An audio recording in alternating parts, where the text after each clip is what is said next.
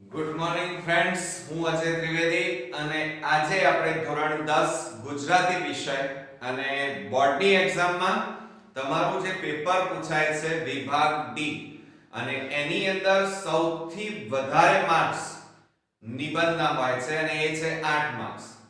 હવે મિત્રો, તમે જે તૈયાર કર્યો હોય અને એ જ જો નિબંધ તમારો પરીક્ષામાં પૂછાઈ જાય તો તમે સારામાં સારી રીતે લખી પણ શકો અને તમે સારામાં સારા માર્ક્સ મેળવી પણ શકો. અને એટલા માટે મેં 5 મોસ્ટ આઈએમપી નિબંધોના વિડિયો બનાવવાના શરૂ કરેલા છે.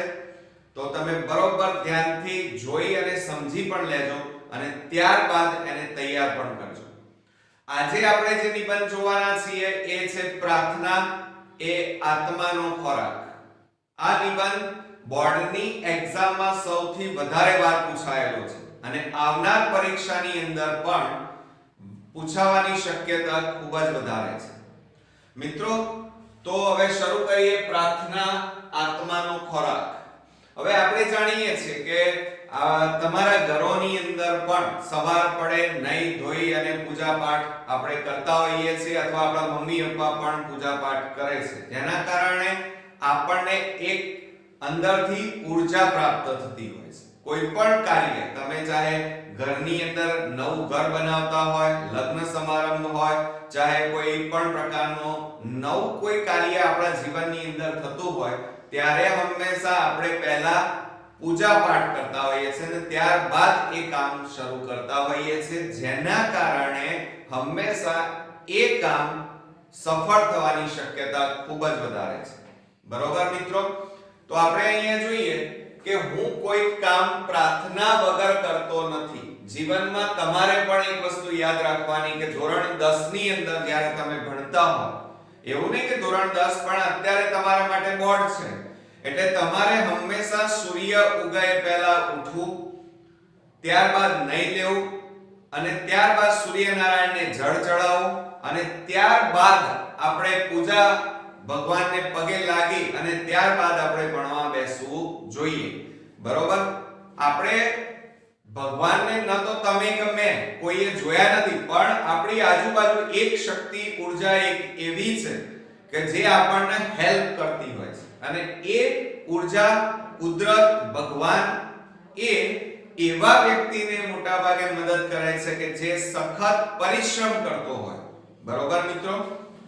તો જેમ શરીર માટે ભોજન જરૂરી છે, આપણા શરીરમાં તાકાત આવે એટલે આપણે સવારે ભોજન કરીએ છીએ, સાંજે ભોજન કરીએ છીએ. દાખલા તરીકે ગાડી ચલાવવી હોય તો એની અંદર પેટ્રોલની જરૂર પડે, એમ આપણે પણ કોઈ પણ કાર્ય કરવું હોય એટલે આત્મા, અંદર એક આત્મા છે, એના માટે પ્રાર્થના જરૂરી છે. આવું કોણે કીધું હતું? મહાત્મા ગાંધીએ કીધું હતું. શરીરને સ્વસ્થ રાખવા માટે જેમ સાત્વિક ખોરાક એટલે કે પોષક દ્રવ્યો સભર ખોરાક જરૂરી હોય છે, તેમ હૃદય અને મનને સ્વસ્થ રાખવા માટે પ્રાર્થના જરૂરી છે. ઈશ્વરે આપણને મનુષ્ય શરીર, દેહ આપીને આપણા ઉપર મોટો ઉપકાર કર્યો છે. વળી ઈશ્વર આપણને બધું જ આપ્યું છે. 2 હાથ, 2 પગ, 2 આંખો, 2 કાન, આ સરસ સુંદર મજાનું શરીર આપ્યું છે. સાથે સાથે હવા, પાણી અને પ્રકાશ પૂરો પાડે છે. 1000 હાથ વાળા પ્રભુના ઉપકારનો બદલો વાળવા માટે 2 હાથ વાળો માનવી, એટલે કે આપણે ગમે તેટલો ભગવાનનો ઉપકાર માનીએ તો અથવા એનો બદલો વાળવા જઈએ તો પણ વાળી શકવાના નથી. આપણે ઈશ્વરની સ્તુતિ એટલે પ્રાર્થના કરીને તેનો આભાર માનીએ છીએ. દરેક ધર્મમાં પ્રાર્થનાનું ઘણું મહત્વ છે. ચાહે ખ્રિસ્તી હોય, કોઈ પણ, જુઓ, ખ્રિસ્તી હોય તો ક્યાં જાય? દેવળમાં જઈને પ્રાર્થના કરે. મુસલમાન હોય તો એ દિવસમાં 5 વાર નમાઝ પઢે અને હિન્દુ હોય તો એ મંદિરમાં જઈ અથવા ઘરના મંદિરમાં એ પૂજા પાઠ કરે અને મોટા ભાગે ભજન કીર્તન કરે છે. મિત્રો, અહીંયા પ્રાર્થનામાં અદ્ભુત શક્તિ રહેલી છે. પ્રાર્થના આપણા હૃદયને શુદ્ધ બનાવે છે. પ્રાર્થના આપણા મનમાંથી મલિન વિચારો, આપણે રોજે રોજ સરસ રીતે ટાઈમસર પૂજા પાઠ કરતા હોઈએ તો આપણા શરીરમાં ઉત્પન્ન થતા ખરાબ વિચારો, મલિન વિચારો એટલે કે ખરાબ વિચારો દૂર કરે છે. પ્રાર્થના મનુષ્યને પ્રેમાળ બનાવે છે, પરોપકારી, દયાળુ અને સ્વાર્થ રહિત બનાવે છે. ખરા હૃદયથી જો તમે દિલથી કોઈ પણ કામ કરતા હોય, તમે શાહરૂખ ખાનનું એક પિક્ચર જોયું હોય તો એની અંદર એક વાક્ય હતું કે તમે કોઈ પણ વ્યક્તિને ખરા હૃદયથી જો તમે એને મેળવવા ઈચ્છતા હોય તો બધા જ લોકો, તમારી આજુબાજુની શક્તિ, તમારા આજુબાજુના લોકો તમને એ વસ્તુ મેળવવા માટે મદદ કરે છે. એમ તમે ધોરણ 10 ની અંદર જ્યારે 90% મેળવવા માંગતા હોય, હું ધારી લઉં તમારે 90% લાવવા છે પણ મહેનત જ ન કરીએ તો આવે ખરા? ના આવે મિત્રો. પણ એના માટે અથાગ પરિશ્રમ કરવો પડે, મહેનત કરવી પડે અને બધા કરતા અલગ પ્લાનિંગ પણ કરવું પડે.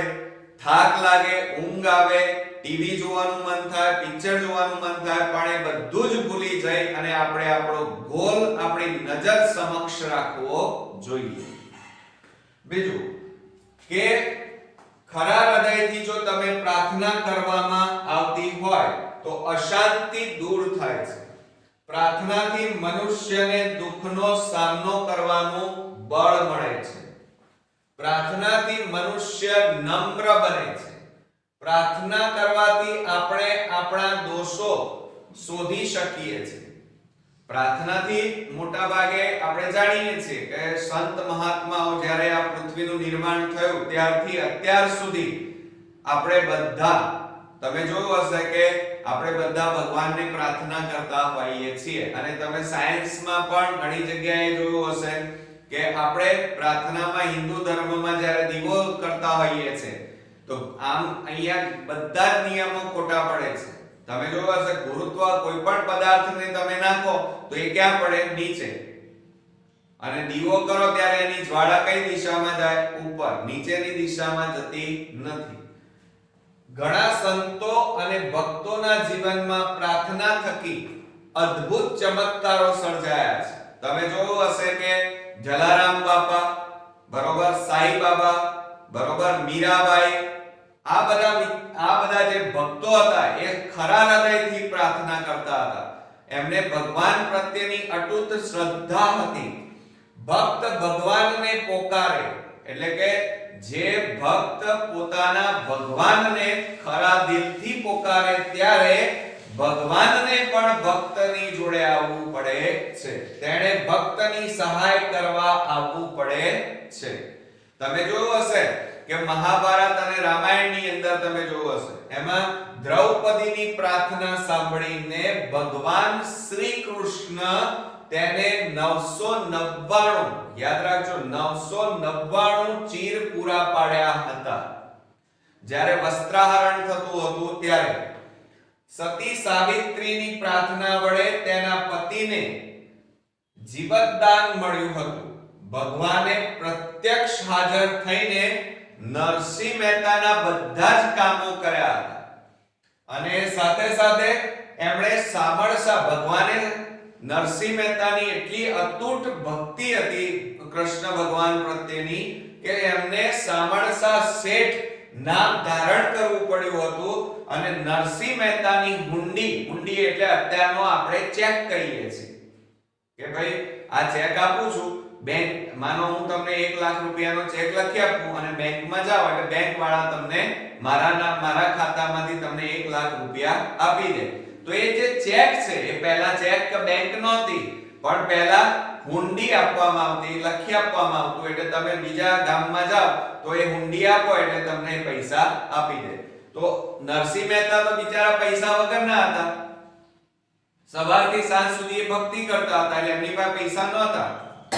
પણ એમની આબરૂ રાખવા માટે શ્રી કૃષ્ણ ભગવાનને જમીન ઉપર આવવું પડ્યું હતું અને સામળસા શેઠ નામ ધારણ કરી અને નરસિંહ મહેતાની હુંડી સ્વીકારી હતી. બરોબર મિત્રો? તો આવા તો ઘણા બધા ઉદાહરણો છે કે ભક્તની અતૂટ શ્રદ્ધા અને ભક્તિની સામે ભગવાને પણ આવવું પડતું હોય છે. મિત્રો, જે નરસિંહ મહેતા હતા એમની હુંડી સ્વીકારી અને શ્રી કૃષ્ણ ભગવાનને જમીન ઉપર આવવું પડ્યું હતું અને સાથે સાથે કુંવરબાઈનું મામેરું પણ શ્રી કૃષ્ણ ભગવાન અને રાધા બંને અહીંયા જમીન ઉપર આવી અને કુંવરબાઈનું મામેરું એમણે ભગવાન ખુદે પોતે ભર્યું હતું અને નરસિંહ મહેતાની લાજ રાખી હતી. એટલે તમે જુઓ, આ ઉપરાંત બાબર, તમે ઇતિહાસમાં ભણ્યા છો, ખુદાની એટલે કે ભગવાનની બંદગી કરીને મરણ પથારીએ સૂતેલા પોતાના દીકરા હુમાયુને બચાવી શક્યો હતો ભગવાનની પ્રાર્થનાના કારણે. મીરાને જ્યારે રાણા એને ઝેરનો પ્યાલો પીવા માટે આપ્યો હતો ત્યારે હસતા મોઢે મીરાએ શ્રી કૃષ્ણ ભગવાનની ભક્તિને યાદ કરી અને એ ઝેરનો પ્યાલો પી ગયા હતા, પણ તેમ છતાં મૃત્યુ ન પામ્યા. કેમ? કારણ કે ઝેર એ ભગવાને એ ઝેરને અમૃતમાં ફેરવી દીધું હતું. બરોબર? પ્રાર્થનાનું આપણા જીવનમાં આટલું બધું મહત્વ હોવાથી આપણે કોઈ પણ શુભ કાર્ય પ્રાર્થનાથી શરૂ કરવું જોઈએ. બાળકોમાં પ્રાર્થના અંગે સંસ્કાર કેળવાય એ હેતુથી દરેક સ્કૂલોની અંદર સવારે પ્રાર્થના મોટા ભાગે ગવાય છે.